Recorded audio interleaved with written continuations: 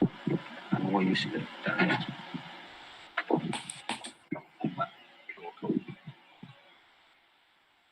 Okay. So I think that's us. I think we can start. So here we are. My name is Dr. Stephen Collins. I am a lecturer in performance at the University of the West of Scotland, and I am more than delighted that my colleagues are here with us from Jamestown, Accra in Ghana. I expect it's warmer there than it is here. I'm going to get you guys to introduce yourselves. So maybe we can start with Collins first. Yeah, my name is Colin Smith, Director of Jamestown Community Theatre Center, Jamestown, Accra. And my name is Nick Kwatila.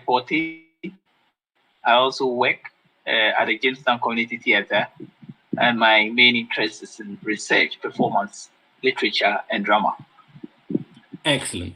Okay, guys, so this is going to be quite an informal conversation. And one of the reasons that I wanted to do this, I was quite pleased to accept Dervla's invitation to have a conversation with you two, was we've obviously worked together for a long, long time. And we'll talk about that slightly more in a minute. In fact, maybe, Nee, why don't you, can you give us the viewing public out there a bit of a rundown of our relationship?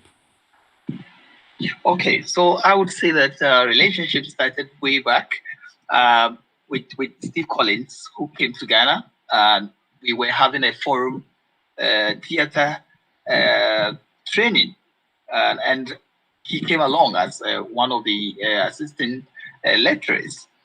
And from there, we started developing ideas. We realized that we share a lot of things in common, one of which is theater, and one of which is also community organization, mobilization for action.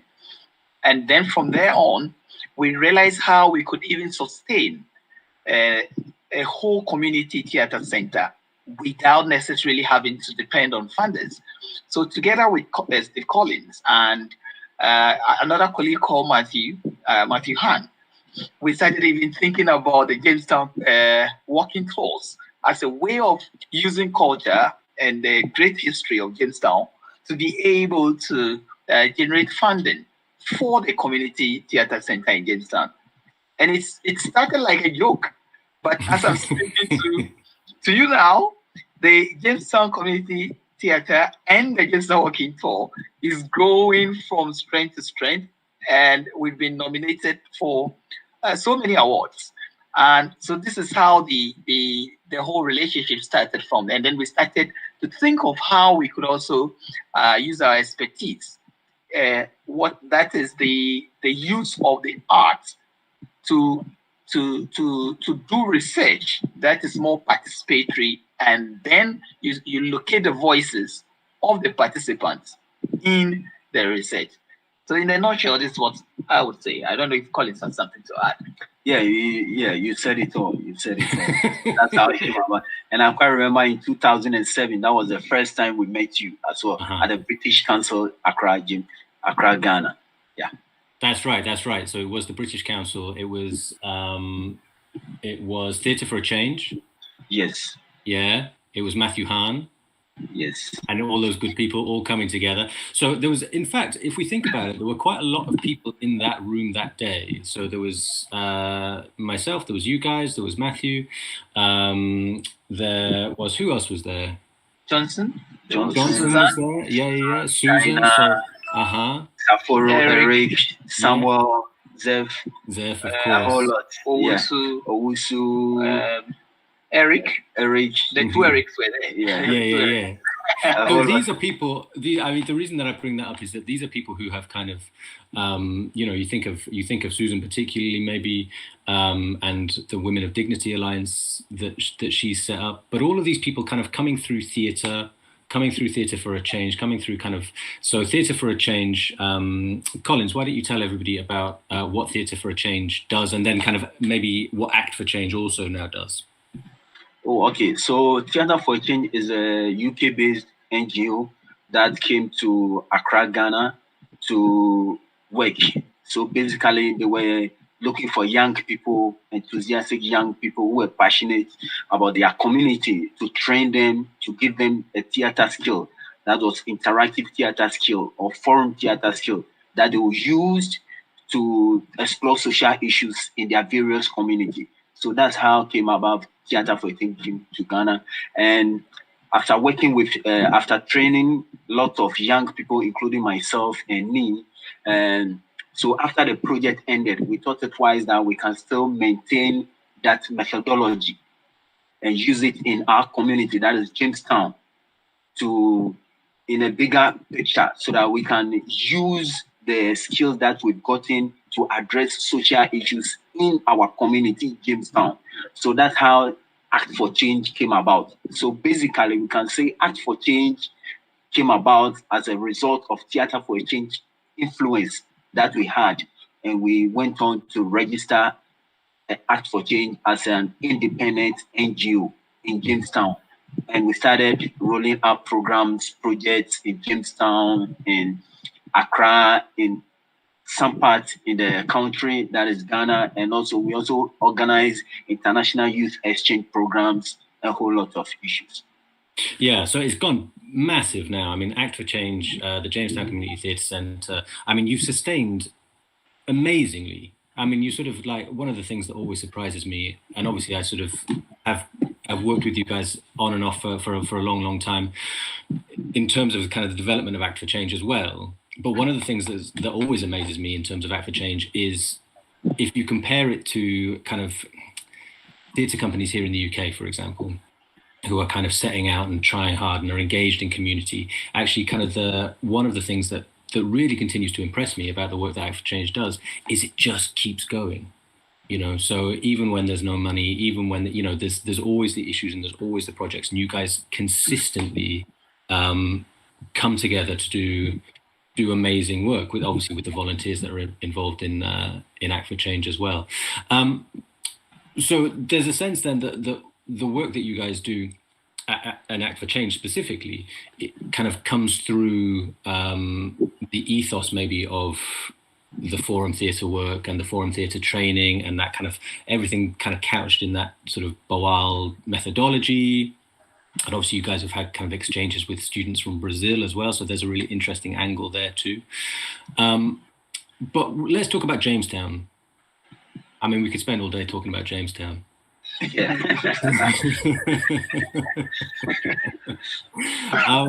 But let's talk about, so Jamestown actually has, even in the time that I've been working with you guys and the times that I've been kind of coming back and forth, it's changed so much. But let's think about Jamestown in 2007, 2008, 2009, when Act for Change was really beginning. What were the sorts of social issues that you found? What were the sorts of social issues you were addressing? And why do you think that theatre was the way of addressing those issues?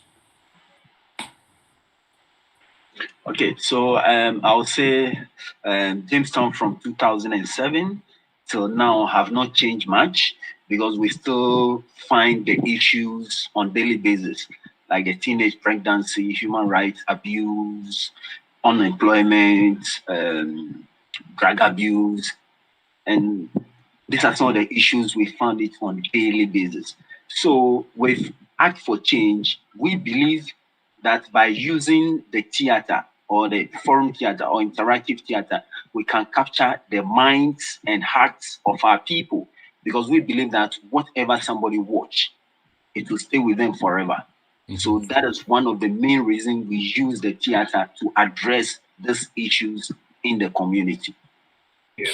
And also to add to that, anybody who had been to Jamestown before knows that it's a very vibrant community, and the community itself is drama. The community itself it's full of spectacle, and it is important for us that looking at the community, that at every second someone is singing, at every second someone is dancing, at every second someone is actually rolling and acting something.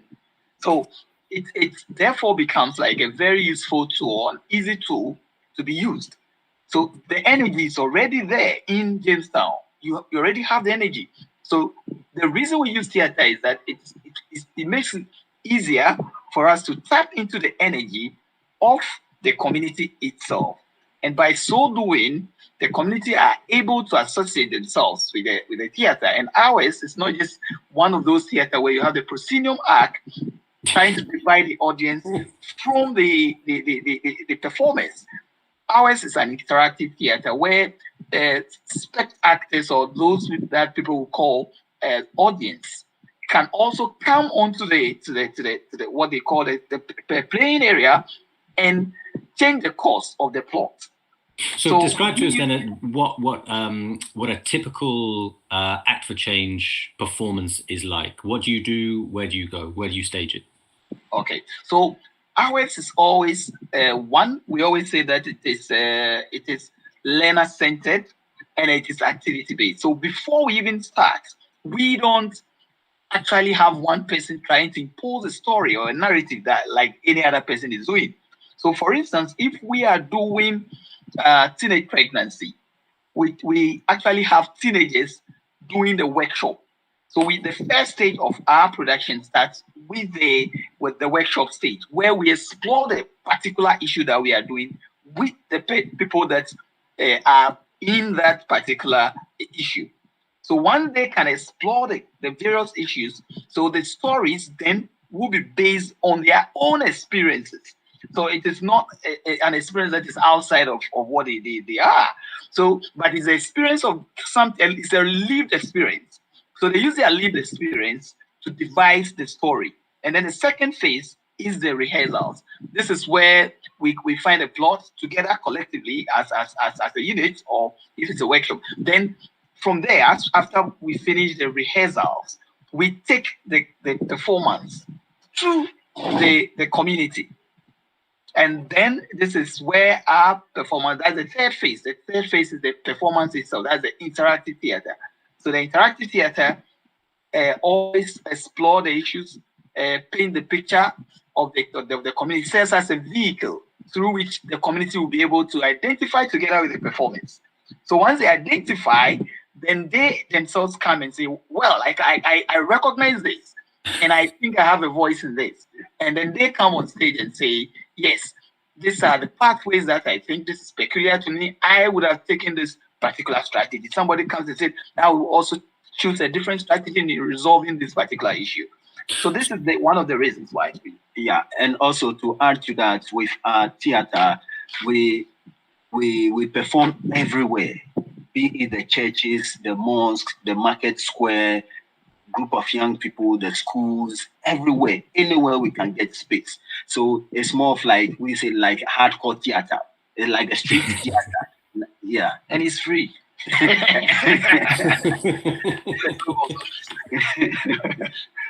So how do you find your audience then? Because that's a really interesting thing. How do you approach an audience, or how does an audience come to you?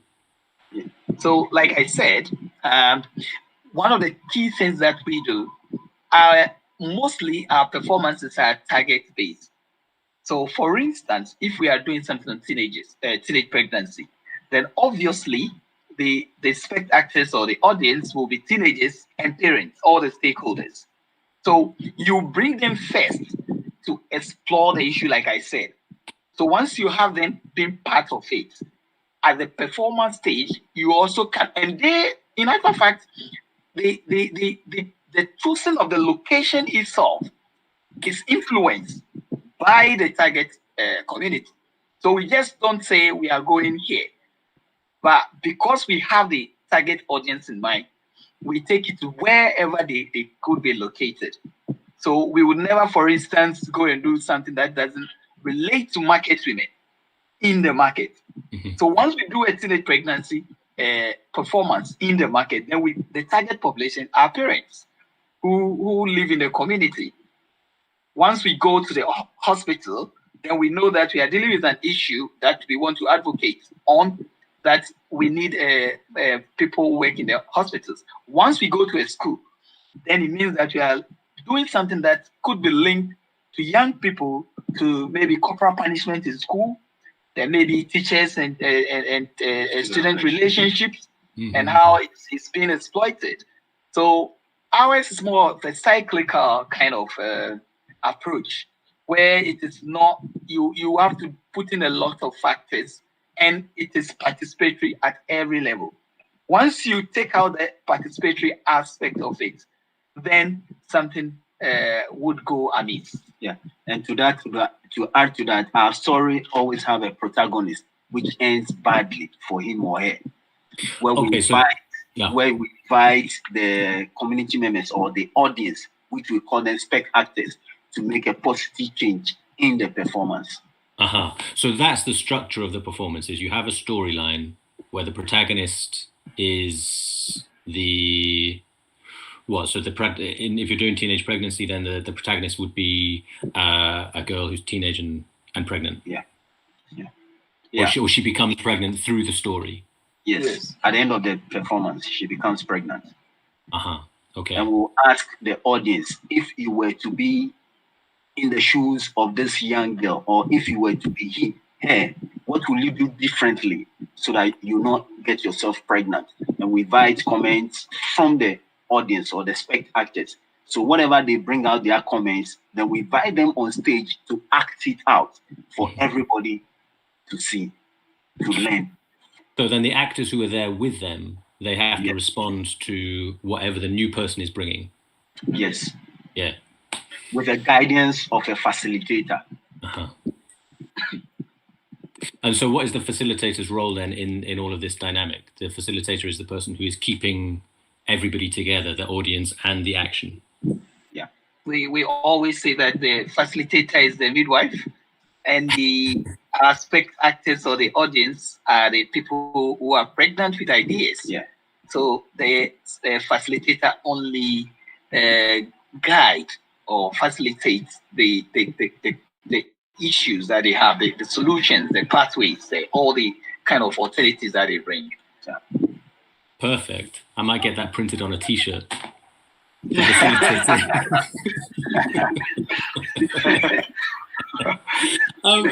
So tell me then, so you've been doing this for a long, long time, and we're going to come around to talking about research and the work that we've been doing more recently. But you've been doing this for a long, long time. What impact have you seen in the community? So if you take a show to the community and it's based on an issue that is from the community and there's all of this engagement, what then for you do you see in terms of impact and effect your work? Yeah, with the impact and effect, we can, because these are behavior change issues, so it will take a long time for you to see the effect or the impact or the change. But the spontaneous effect or change that we say is people coming on stage and acting their ideas out is a plus.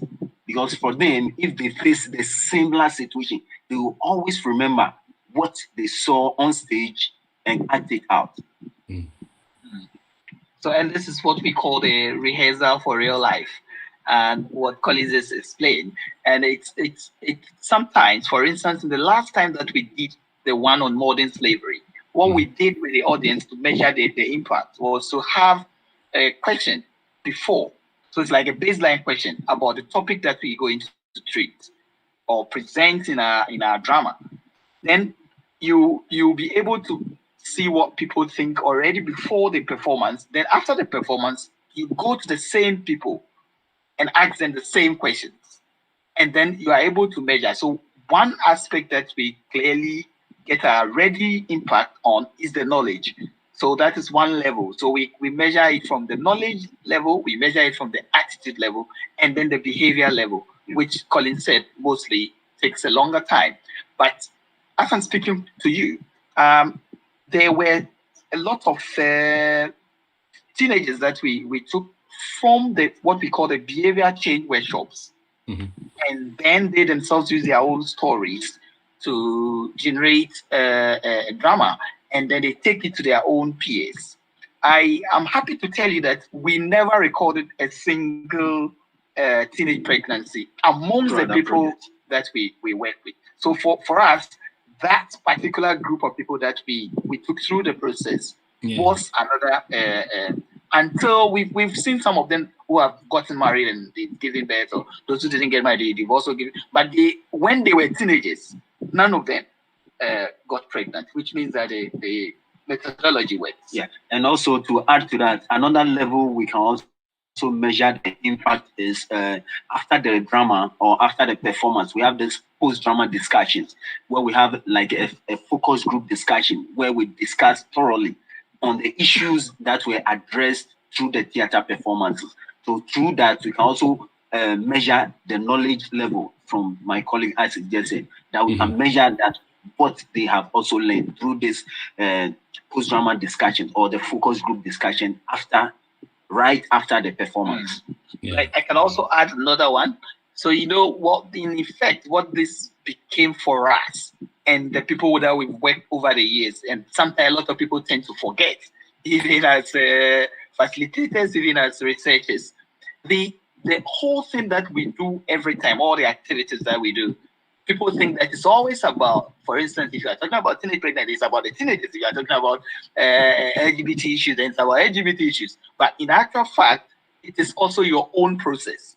As a facilitator, as a director, as whatever role that you play, the process itself helps you to reflect on your own life located within a particular community. So that is one of the most important impacts that we ourselves have seen, and that is why we keep on doing this particular kind of work. Well, that was a question I was going, because it's also checking us on our behavior as well.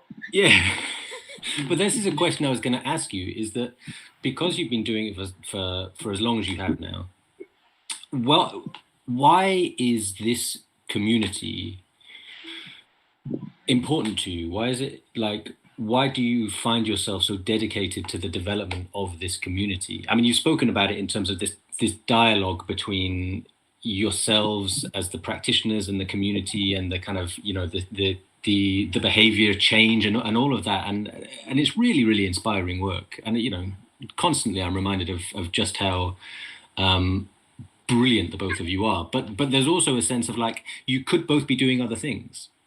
You could both have, I mean, Nee could be a bank manager by now if you really wanted to be.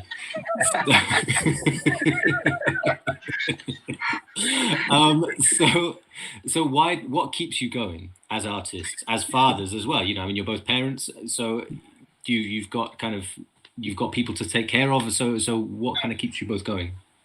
Yeah, I would say, first of all, we shouldn't forget that we're all born and bred in Jamestown.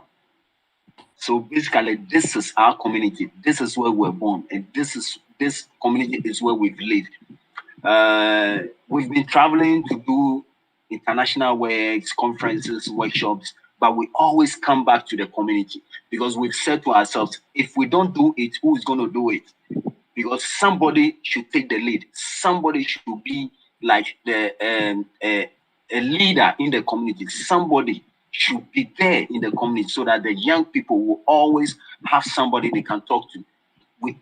Because we also have the theater center in the community. That's the Jamestown Community Theater. So that is where we operate from. So that place is open. It's a safe space that is open for youth, everybody who can always walk in, access information, talk to us. We are always in the community. We are always in the theater center.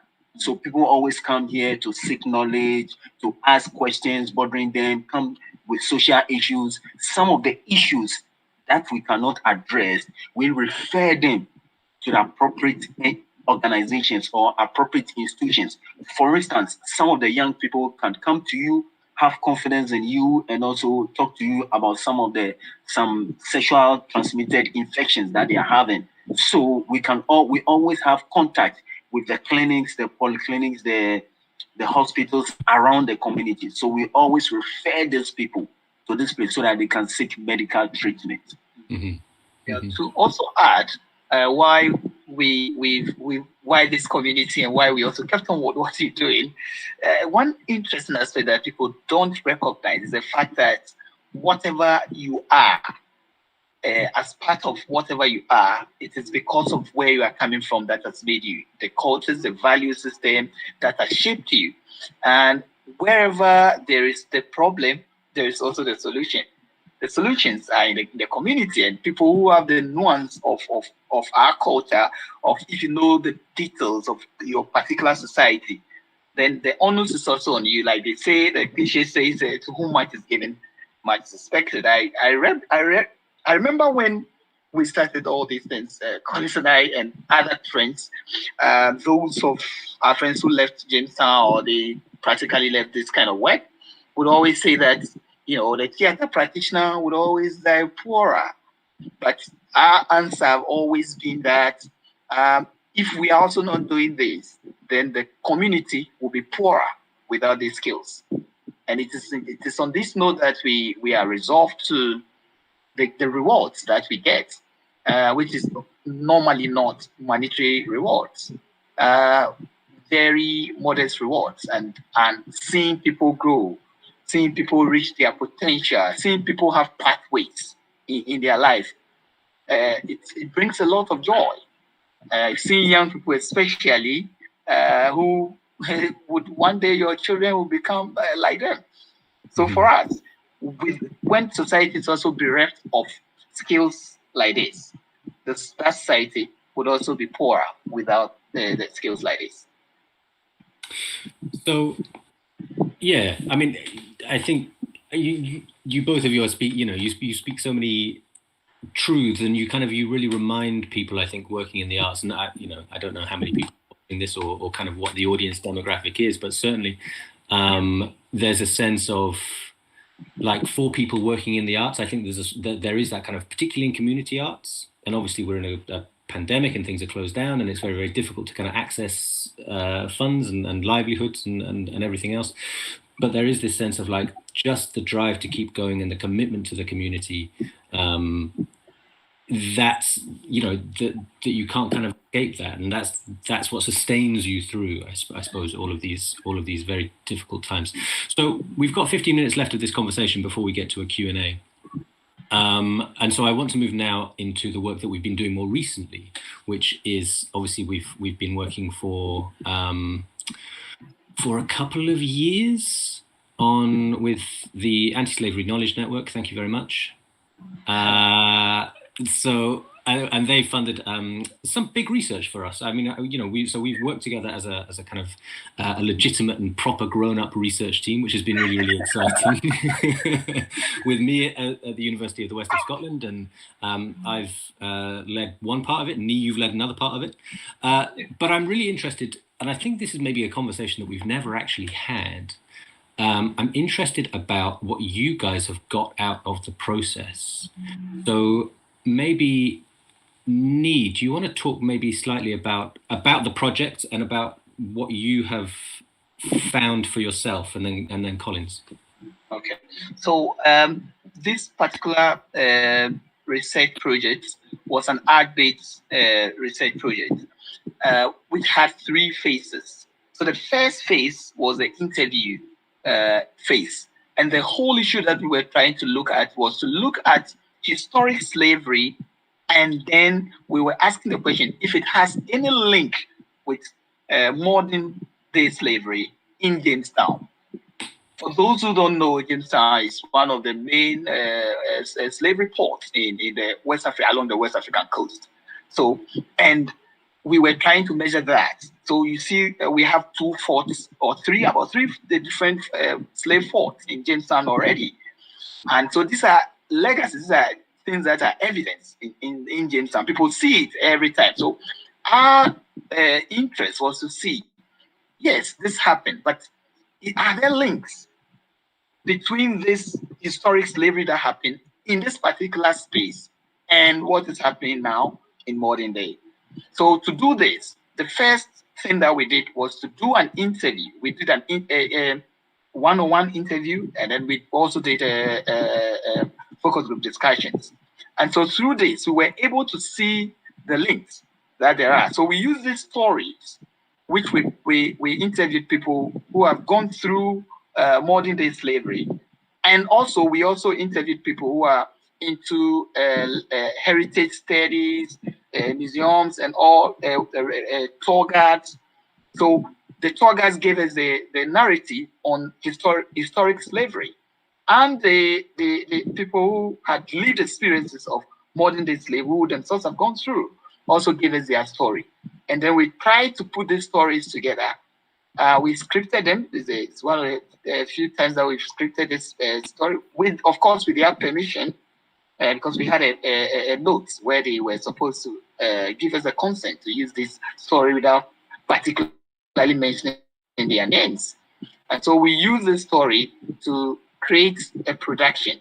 So this drama was taken to schools in our communities. And after the performance, the audience themselves also gave their reaction. Some wrote it in papers for us. Some also shared it orally with us. So we collected this particular, all this as data, as another form of data in our research. And then the third phase was the writing of the proper academic paper. So these were the three phases that our research went through. The benefit is instant, because the material, the output that we generated from this research was to also try and get a virtual tour. And also, apart from the virtual tour, so we got in one of the output was drama production. The second one was a virtual tour. And we are happy to announce that this virtual tour made it into a festival. And so this is also one of the benefits of this. And then the third one was academic paper, which was written out of this, which I think is in the process, or have been published or something like that. So these are some of the few things about this particular research that we did. I think there's a second question I've forgotten. Well, but what about so that's, yeah, I mean, that's kind of the project in a nutshell, absolutely. But because I'm really interested in the links between what you were talking about before, the idea of like being community-based and in your community and community-based practitioners, and your dedication to using arts in the community, and how this project kind of maybe stretched those ideas or reaffirmed these ideas, or made you think about those things in a different way, or maybe what skills you brought that you were able then to explore further. Yeah, so the benefits from this project has been enormous. First of all, before we started this project, we all knew Jamestown, born and bred in Jamestown. But for me, I feel this project was like a Pandora box that was able to open, and we're able to see and hear a lot of things deeper in Jamestown in terms of colonial slavery and modern day slavery. And throughout the project, or throughout the research, we got to know that Jamestown is a destination and recruitment place for modern day slavery. So with this project, we were able to have first-hand information. We're able to know with concrete evidence what's really happening in Jamestown. And throughout this project, like my colleague said, we had a performance that we're able to showcase what we've gotten through the interviews. And through that, a lot of people became aware, because when you talk of slavery to people, all that comes to mind is somebody with chains. They think of the dungeons, the colonial ones with the chains in hands. But hey, a lot of modern day slavery is happening. For instance, some of our young girls that has been taken to the Gulf states and all, some of them or most of them don't know that this is also a form of modern day slavery. And some of these kids that are being recruited to the voter leg to go and work, to the family members, they think, oh, they are just helping the kids to grow, to be responsible and what have you. Some of them don't really know that this are some of the things that their kids goes through. We got all this information through the interviews that we're able to conduct it, to have a hardcore evidence, first-hand information of what is really going on in Jamestown. And also, through this project, we were able to discover a lot of houses, a lot of homes in Jamestown that one way or the other was involved in this colonial slavery. And most of these young girls that are also recruited from the northern part of Ghana to the southern part, that is Jamestown, to be engaged in work that they find that later they found out themselves what has been promised to them is not there. And also through this project, the benefits, because we can collaborating with your institution is also another big platform for us, especially with your institution, that we are able to conduct this research, and we're able to archive concrete or lot of informations. For instance, we're able to have a meeting with the former mayor of Accra, who was also into history, and he was able to give us first-hand information and all those, and we're able to contact some of these tour guides in the community who were also able to give us narratives, give us a lot of information. So all these things help us to achieve to make the project successful. And so the benefits are enormous. Yes, I can say that. Just let me add one more that we almost would forget. I think the special thing about this particular project that we did, and once again, thankfully, Collins and I come with a theater background and community mobilization skills. And I think Steve, also being with the University of the West Scotland, also came with a lot of arts-based research tools for this particular project. What it did was to say that, hey, all this research that are interested in churning out information, documenting them, and then what else? This research moved beyond that kind of approach, where it says that, yes, this is what we found, but it did not just end there, as most legacy research does. So to say that this is for tourists, so they will come and then they pay, we make money out of people's toil. Yes, that's one aspect. But what this research did was to bring community together with different population located within the community to say that this is what we found, and then create the platform for the community to engage. And they engaged in what is more important is an issue that people either want to brush it aside as if it doesn't exist, as we found in some of the interviews. This thing doesn't happen here. So it brought these things out. And then it also was able to give opportunity for people who have suffered so much trauma as a result of going through modern day slavery. They've never even gotten the opportunity, the channel, to even speak about it. It gave them the voice to speak.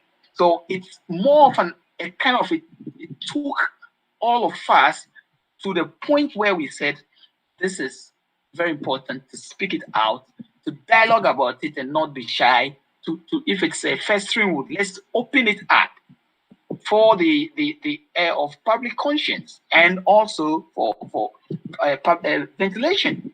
And that is how, for us, Collins and I, we felt that if it's a boil, then this is how boils are healed on the body. Once you expose it to air and then to the light, then it bursts out with all the ugly things out of it. But then it is important for the process of healing. And that is what's one thing that was so special about this particular project. Yeah, and also to add to that, one of the benefits we can also say now, some of the community members are now awoken. Some of the community members now know what modern day slavery is. So when people approach them, when people approach them, I want to take your kid to this school, I want to take your kid to this place, that place, they'll question the person. They will follow the person to wherever him or her is taking their kids to. And something that has kept in my mind throughout this day from the project that we did is a quote that one of the parents said, through this project, I've learned and I've known. So now, if I'm even eating stone, I'll eat it with my son or my daughter. So this alone has kept with me till now. So you can see that at least people are getting conscientized. People are now getting the knowledge that when you talk of slavery, we have modern day slavery, and it's happening in Jamestown. Yeah, I mean, I think so.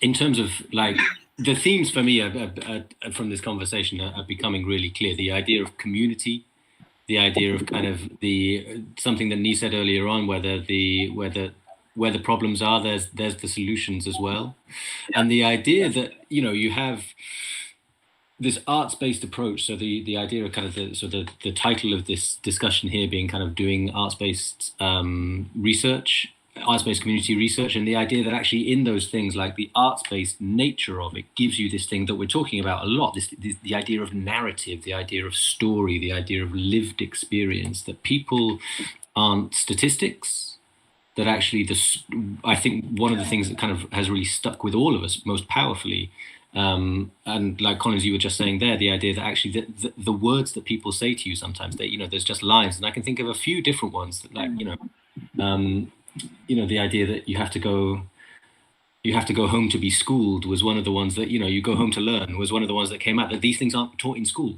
You don't hear these things in school. Even so you have to you rely on your community, you rely on your home to kind of get this knowledge and act and develop on this knowledge. There's a few questions coming in here on the chat, which I think maybe we can do some, and we can kind of elaborate as we go. So a very good one here, which I'd be interested to know your answer to. So why do you think Act for Change has succeeded in Jamestown? I'll say Act for Change have succeeded in Jamestown. First of all, the passion, the community mobilization drive, and also the language that we use. We use the local language. So we always come to the level of the community members, and they can always identify us in the community. So we have like a tag base with the community. It's not like we come and do whatever we have to do, then we move. We are always in the community. So they always relate to us. They always come to us with questions and we find answers to. I think that's what I would say. I don't know what my colleague will add to that. Yeah. Mm-hmm. So the idea of language, speaking in Ga, so that idea of connection with the people is clear and crucial. A really nice one. Do you have any advice for young people who want to start in theatre but do not have the confidence to start? What is your advice? Well, I think this is, for us, we can only use our own experience to inspire people. We believe that the most important thing is just you don't have to be in this kind of theater. You don't have to be an expert. You don't have to be talented. You only need people who are available to do it. And the process itself, drama, it's a kind of a thing where it's creative. So if you think that you don't have the confidence, whatever you do in itself is an art.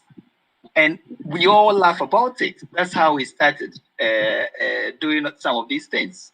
I remember, I'll give just a short story to come to this. One of our colleagues called Leonard, and we're trying to do, and we wanted to contextualize William Shakespeare's Hamlet in our Ghana culture. And then, there is a long live the king. And this guy will come and always say, long live the king. And then the director will say, no, particularly about speech. They said, no, it's long live. Then the guy will say, okay, sorry, I'll go back. Then he will go back and come and say, long live the king. At the end, we left it. And then we had a very good laugh about it. So just that idea of just enjoyment, the idea that actually you do it because you enjoy it.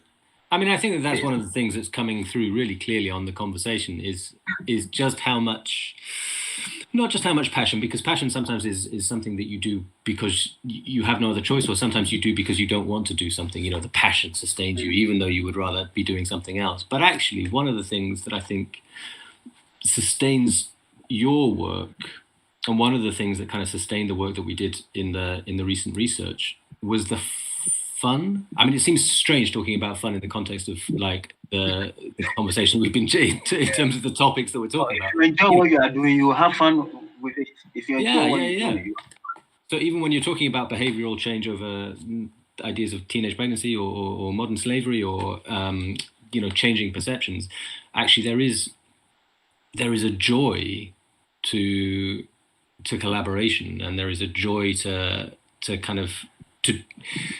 working with your friends. I mean, it seems really simplistic, but actually it's like sometimes that's it. And we should make clear as well that Collins and Nee and the An Act for Change are a group of volunteers as well. And, there's a wider group of volunteers that work with you regularly. And some people go off and do other things, and some people stay and hang around.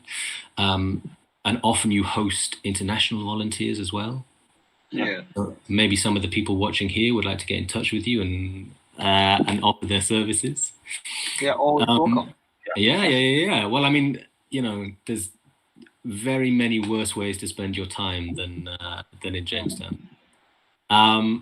Speaking of this then, so has another question coming through, has COVID affected Act for Change in any way? And if so, have you created any online theatre productions? Do you plan to?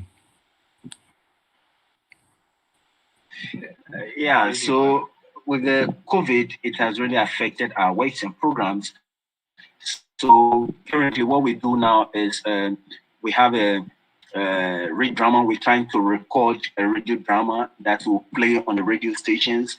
And we're also doing virtual TV where we talk to people about sexual reproductive health rights, like how to on sexual transmitted infections, how on sexual reproductive health, and how to work on them properly. And all these things we do, we record and we put it on our social media so that we can keep that contact with our audience. And at the comment button, people always ask questions, and we reply to them and what have you. So this is what we are doing during this COVID. We're trying to have a virtual recordings for our people, and also have this recorded drama and play it in the radio stations. Cool. And have you found anything? I think the picture there, I think we can still hear you. The picture's a bit dodgy. Have you found anything? I was having this conversation this morning in a different context, but have you found anything from your experience of lockdown and your experience of COVID that you might carry on? Has there been anything actually kind of useful artistically that's come out of it for you? Well, I think for us, it's interesting because Collins and I were also involved in another project through the first research project that we did in collaboration with the University of Liverpool. There was a faculty member who was also interested in looking at how this whole COVID thing was, the narratives of Black immunity to all this was racialized. So it was that particular project also was an eye-opener. It made us focus more on Ghana because we were writing our reports based on Ghana.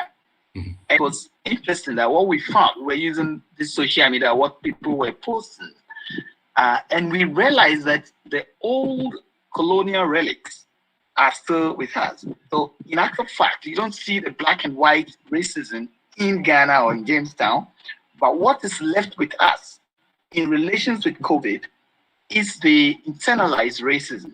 So for instance, all this means is that the colonialists have left, but they make sure that they've left a system in place. So that system, it is the system that is sustaining all this kind of a new form of racism. And they come in so many forms in Ghana. So in relations with COVID, this was quite an interest for us that we realized in collaboration with others. Yeah. Mm-hmm. So as well from that, then I think we still don't quite have the picture back, but we can hear you fine. So in reference with what we were discussing earlier on, I mean, the topic sounds fascinating in itself, and we should really talk more about kind of the legacy of the colonial structures and the internalization of that as well. I think there's something fascinating kind of drawing through there. But also, more research work, so more collaboration with the University of Liverpool. So, so the idea that you guys are now sort of developing that string to your bow.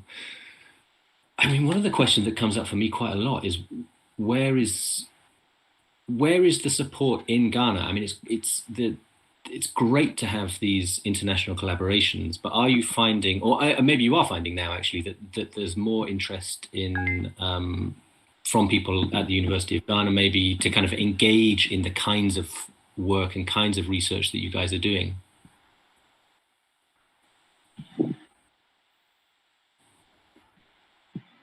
Yes, we are. In fact, I don't know if you know this, but then based on the first research that we with Scotland, the Jamestown Community Theatre and the Jamestown Walking Tours, the different subterranean passages that are laying in people's homes, underneath people's houses, was clearly seen in those documentaries that we did in our virtual tour. To the extent that now, University of Ghana is the Department of Archaeology and Heritage Studies has now come to Ghana, and the last time they come to Jamestown, and they are collaborating with us. We are now starting, but they have like a funding that is going to look at how to ascertain some of these subterranean passages to see from the architectural point of view if they are still strong. And if they are still strong, how to conserve those subterranean passages. And then subsequently, then the archaeologists would come in to also dig out and find out and try to also kind of see what they can get out of this. And then those spaces, which hitherto has not been open to the public, some of which have been even closed by the families, would now be open to people who are interested in learning about the heritage, some of this heritage that a lot of people don't know about, these hidden stories. So that's it's one case. It's one case that is also present. Yeah. That's amazing. So the signal is dying on us. So I think maybe we'll look to wrap up. But just before we do, I think we just take a moment to acknowledge the fact that from the research project that we've done, like a couple of years ago, they're still ongoing, and we're in the process of applying for other things and developing the project further and keeping this collaboration going, but also that the University of Ghana are now involved, and is that Waziapo has come in on board and is interested in it. Yes. I mean, that's amazing. I mean, to put that into context, so these are conversations that we had over a beer about this place here and that place there, and childhood stories of like, oh, guess what? In this house there's a dungeon, and in this house there's a slave, there's a tunnel, and all of this, and and so these are kind of childhood, kind of almost folkloric childhood stories that now, because of partly because of the work that we've been doing and partly because of work that others have been doing, are now being taken seriously in reality. Yeah, in academia. And that is very much down to the passion of you guys and the commitment of you guys to your community and just the amazing work that you do. So I think we'll bring it to an end there. This has been a real joy. It's great to see you. It's always great to see you. Thank you very much, guys, for your time.